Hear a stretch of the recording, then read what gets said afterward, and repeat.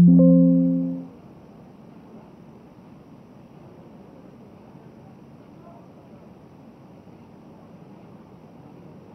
మీద ఉన్నటువంటి హరీష్ అన్న, అలాగే 50 సంవత్సరాలుగా నిరుద్యోగ ఉద్యమాన్ని నడుపుతున్నటువంటి ఆర్ కృష్ణ అన్న, అలాగే రాకేష్ రెడ్డి గారు, నాతోటి నిరుద్యోగ మిత్రులు అందరికీ నమస్కారం. ఇవాళ 2 ఏళ్ల తర్వాత నిరుద్యోగ అంశం పైన ఒక పెద్ద సభ జరుగుతుంది. అది నిరుద్యోగ బాకీ కార్డు సభ జరుగుతుంది. ఈ సభతోనైనా ఈ ప్రభుత్వంలో కొంతనన్నా కదలిక వస్తుందని చెప్పేసి మేము భావిస్తూ ఉన్నాం. ఎందుకంటే కాంగ్రెస్ గవర్నమెంట్ అధికారంలోకి వచ్చినాక ఎన్ని ఉద్యోగాలు ఇచ్చింది అంటే 60,000 ఉద్యోగాలు ఇచ్చారని కాంగ్రెస్ వాళ్ళు చెప్పుకుంటున్నారు. కానీ 60,000 ఉద్యోగాలలో వాళ్ళు ఇచ్చిన ఉద్యోగాలు కేవలం 5,089 ఉద్యోగాలు మాత్రమే వాళ్ళ ఉద్యోగాలు. మిగిలిన ఏ ఒక్క ఉద్యోగం కూడా కాంగ్రెస్ పార్టీది కాదు. మరి ఎవరి ఉద్యోగాలంటే లాస్ట్ గవర్నమెంట్ ఇచ్చింది నోటిఫికేషన్ లాస్ట్ గవర్నమెంటే ఇచ్చింది, ఎగ్జామ్ లాస్ట్ గవర్నమెంటే పెట్టింది, ఫలితాలు కూడా లాస్ట్ గవర్నమెంటే ఇచ్చింది. మరి మీరేమి ఇచ్చిరయ్యా అంటే పత్రాలు ఇచ్చిరు. ఆ పత్రాలకు కూడా పెద్ద సభలు పెట్టారు. మీరు ఇయర్ నోటిఫికేషన్కి మీరెట సభలు పెడతారు, మీరెట పత్రాలు ఇస్తారు. ఎంత దౌర్భాగ్యం అంటే మన డిప్యూటీ సర్వేయర్లకు ఉద్యోగాలు ఇవ్వాల ట్రైనింగ్ ఇచ్చిరు, నెల రోజుల ట్రైనింగ్ ఇచ్చిరు. ఆ నెల రోజుల ట్రైనింగ్ కూడా నియమక పత్రాలు ఇచ్చారు. ట్రైనింగ్ బ్యాచ్కి నియమ పత్రాలు మళ్ళీ ఎవరు ఇచ్చారు? సీఎం ఇచ్చిండు. మరి సీఎం కనీసం నీ స్థాయి ఏంటో నువ్వు మర్చిపోతున్నావా? నువ్వు సీఎంకి వెళ్ళి అటెండెన్స్ స్థాయికి వెళ్ళిపోయిన సందర్భం, ఆ శాఖకు మంత్రి ఉంటే మంత్రి ఇవ్వచ్చు కదా.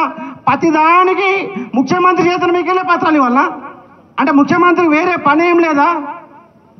రాష్ట్రంలో నిరుద్యోగులని నిండా ముంచిన గవర్నమెంట్ ఇవాళ కాంగ్రెస్ గవర్నమెంట్ అని చెప్పేసి మేము 1000% చెప్తా ఉన్నాం. ఎందుకంటే లాస్ట్ గవర్నమెంట్లో కొట్లాడింది, ఇవాళ టీఆర్ఎస్ వ్యతిరేకం కొట్లాడింది మా నిరుద్యోగులమే. అయాల మోసపోయినాం, ఇవాళ గోసపడుతున్నాం. 100% ఇవాళ గోసపడుతున్నాం. ఎందుకంటే మమ్మల్ని ఏమార్చారు, మమ్మల్ని మోసం చేశారు. 2 లక్షల ఉద్యోగాలకు సంబంధించి ఒక అద్భుతమైన మేనిఫెస్టో ఇచ్చారు. ఏప్రిల్లో మొదటి ఫేజ్ అంట, నవంబర్లో 2వ ఫేజ్ అంట.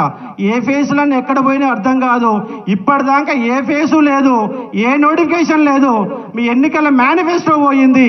అసెంబ్లీలో 2 సార్లు జాబ్ క్యాలెండర్ పెట్టారు. అది ఇంతవరకు దిక్కే లేదు. ఇవాళ ఏ ఒక్క ఉద్యోగం లేదు. ఇవాళ 2 లక్షల ఉద్యోగాలలో అసలు ఏ ఉద్యోగాలను లెక్కలు లేకుండానే వాళ్ళు మేనిఫెస్టో తయారు చేశారు. ఎందుకంటే గవర్నమెంట్ వచ్చినాక సంవత్సరం తర్వాత ఎన్ని ఉద్యోగాలు లెక్కలు తీయడానికి మళ్ళీ కొత్త కమిటీ ఏర్పాటు చేస్తారు. ఇంత దౌర్భాగ్యం ఏం తెలియకుండానే వాళ్ళ పరిపాలన జరుగుతుంది. 2 ఏళ్లలో వాళ్లకు 10 ఏళ్లలో రావాల్సినటువంటి వ్యతిరేకత వచ్చింది. కానీ ఈ సభ సాక్షిగా నేను ఒకటి చెప్పాలనుకుంటున్నా, ఇవాళ ప్రభుత్వాలు ఏవైనా మోసపోతోడు ఎవడున్నాడంటే నిరుద్యోగే మోసపోతున్నాడు. ఎందుకంటే ప్రభుత్వాలకి రైతుల ఎజెండా ఉంటుంది, మహిళల ఎజెండా ఉంటుంది, కానీ నిరుద్యోగుల ఎజెండా లేదు. రాష్ట్రంలో 60 లక్షల మంది నిరుద్యోగులు ఉన్నారు. ఇవాళ డిగ్రీ పూర్తి చేసిన వాళ్ళు. తెలంగాణ పబ్లిక్ సర్వీస్ కమిషన్ కానీ 30 లక్షల మంది పేర్లు నమోదు చేసుకుంటే మరో 30 లక్షల మంది రోడ్ల మీద 10,000కు 15,000కు సెక్యూరిటీ గార్డులుగా పనిచేస్తూ, జొమాటోలో పనిచేస్తూ, స్విగ్గీలలో పనిచేస్తూ ప్రతిరోజు మానసిక సంఘర్షణ పడుతున్నది ప్రతి ఒక్క నిరుద్యోగం. అందుకని ప్రభుత్వాలకు ఒకటే చెప్తా ఉన్నా, ఎందుకంటే అలా టీఆర్ఎస్ గవర్నమెంట్లో కూడా బలంగా కొట్లాడినా అయ్యాల కేసులు అయినాయి. ఇవాళ కాంగ్రెస్ తరఫున కొట్లాడుతున్నా, ఇవాళ కేసులు అవుతున్నాయి. నేను ప్రతిపక్ష పాత్రంలోనే బలంగా కొట్లాడుతున్నా. నేను అధ్యయనం చేసినట్టు చెప్తాను. ఎందుకంటే నమస్తే తెలంగాణలో కూడా ఎడ్యుకేషన్ డెస్క్ ఇన్ఛార్జ్గానే పనిచేశాను. నమస్తే తెలంగాణ పేపర్లో పనిచేశాను, జర్నలిస్ట్గా 10 ఏళ్ళు పనిచేశాను, ఎడ్యుకేషన్లో పనిచేశాను.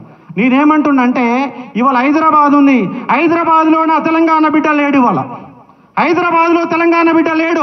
70% ఉద్యోగాలు నాన్ లోకల్ తీసుకుంటున్నారు. అది ప్రైవేట్ కావచ్చు, గవర్నమెంట్ కావచ్చు.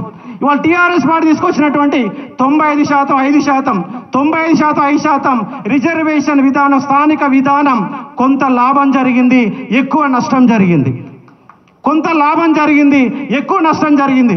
ఎందుకంటే హైదరాబాద్లో 1/3 ఉద్యోగాలు హైదరాబాద్లో ఉంటున్నాయి. కానీ హైదరాబాద్లో నల్గొండోడు నాన్ లోకల్, వరంగల్లో non local, Mahbubnagar non local, అందరు నాన్ లోకల్గా మారుతున్నారు. కాబట్టి ఒక్కసారి చర్చ పెట్టండి. నీ తప్పు చెప్తున్నా ఒప్పు చెప్తే ఒక చర్చ పెట్టండి. చర్చ ఏంటంటే హైదరాబాద్లో 1/3 ఉద్యోగాలు ఇక్కడ ఉంటే ఇక్కడ సెటిల్ అయినాడు ఉద్యోగం తీసుకుంటున్నాడు. ఇంకోటి ఏంటంటే 1 to 7th స్థానికత పెట్టారు, మంచిదే. కానీ 1 to 7th కాదు, 1 to 10th ఉండాలా. ఎందుకంటే 7th వరకు ఉంటే అది దొంగ ఉద్యోగాలుగా మారి దొంగ సర్టిఫికేట్ తీసుకొని పోతున్నారు. అదే 10th క్లాస్ కనుక ఉంటే దొంగ ఉద్యోగాలు పోవడానికి అవకాశం లేదు. కాబట్టి ప్రైవేట్ రంగంలో కూడా మనకు కంపల్సరీగా రిజర్వేషన్లు తీసుకురావాలా. ఎందుకంటే తెలంగాణ ఎవరి కోసం తెచ్చుకున్నాం? తెలంగాణ బిడ్డల కోసం తెచ్చుకున్నాం. మరి తెలంగాణ బిడ్డల కోసం తెలంగాణ తెచ్చుకున్నాక తెలంగాణలో హైదరాబాద్ గుండెకాయలో తెలంగాణ బిడ్డలు లేకపోతే ఈ హైదరాబాద్ నాకెందుకు, తెలంగాణ నాకెందుకు చెప్పండి. కాబట్టి ఖచ్చితంగా ఈ నిరుద్యోగ అంశం పైన చర్చ జరగాల. 2029 ఎన్నికల్లో కంపల్సరీగా నిరుద్యోగ సమస్యను ఎజెండాగా ఉండాలా. మాకేమి ఇస్తారు, మీరేం చేస్తారో ఖచ్చితంగా ఉండాలా. నిరుద్యోగులు కూడా ఆలోచన చేయాలా. ఇవాళ మన డిగ్రీ చేసి పీజీలు చేసి 2,000 రూపాయలకు 3,000 రూపాయలకు ఓటును అమ్ముకుంటే వ్యవస్థలు ఇట్లనే ఉంటాయి. కాబట్టి ఇవాళ ఈ బాకీ కార్డు కార్యక్రమాన్ని టీఆర్ఎస్ ముఖ్య అతిథిగా వచ్చే హరీష్ అన్నకు ప్రత్యేకంగా కృతజ్ఞతలు చెప్తా ఉన్నాం. ఇంకోటి ఏంటంటే ఈ సమస్య పైన మూలాలు కనుక్కోనండి. నిరుద్యోగ సమస్య మూలాలు కనుక్కోండి. వాళ్ళ దేశంలో అట్లనే ఉంది, రాష్ట్రంలో అట్లనే ఉంది. ఇట్లాగే కొనసాగితే మరొక 5 ఏళ్లలో దేశవ్యాప్తంగా వచ్చే మహా విప్లవం ఏంటిదంటే నిరుద్యోగ మహా విప్లవం వస్తుంది. ఎందుకంటే ప్రతి సంవత్సరం ఒక తెలంగాణలో 3 లక్షల మంది రోడ్ల మీదకి వస్తే వాళ్ళకు ఉపాధి ఎటుపోవాలా. చిన్న ఉద్యోగాలతో బతికిడ్స లేకుండా ప్రైవేటు కంపెనీలలో పనిచేసి ఆ జీతం దొరక ఇబ్బంది పడుతున్న సందర్భాలు కనబడుతున్నాయి. కాబట్టి ఈ కార్యక్రమం మంచి కార్యక్రమం. ఈ కార్యక్రమం ద్వారా కాంగ్రెస్ గవర్నమెంట్ని నిలదీద్దాం. నిరుద్యోగులంతా ఎవరిగా విడిపోకుండా మూకుమ్మడిగా ఉద్యమం చేయాలా. మరొక 1 మిలియన్ మార్చ్ ఖచ్చితంగా హైదరాబాద్లో 1,00,000 మందితో నిరుద్యోగ మీటింగు ఖచ్చితంగా పెట్టాలి. ఆ పెట్టడం కోసం వాళ్ళ ప్రతిపక్షంలో ఉన్న టీఆర్ఎస్ పార్టీ ప్రధాన ఎజెండా తీసుకొని మా తరపు నిలబడండి. ఖచ్చితంగా ఈ సమస్య పరిష్కారం దొరకడానికి అవకాశం ఉందని స్పష్టంగా చెప్పదలుచుకున్నాను. థ్యాంక్ యూ, అందరికీ థ్యాంక్ యూ. చాలా ధన్యవాదాలు.